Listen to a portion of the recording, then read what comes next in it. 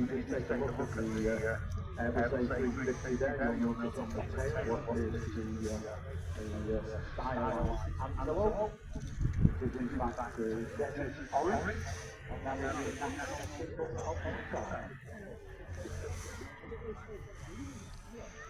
It's a 3-year-old Airbus A350, and the last 3 days or so, it's been around the planet effectively, to Dakar in Bangladesh, to Lahore, Pakistan, to Amman, Jordan, to Bangkok, Thailand, Jeddah, Saudi Arabia, Cairo, Libya, Seoul, South Korea, and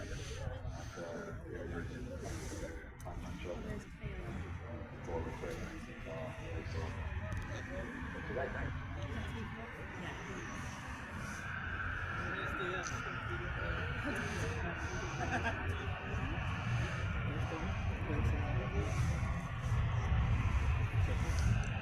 KLM 103.700.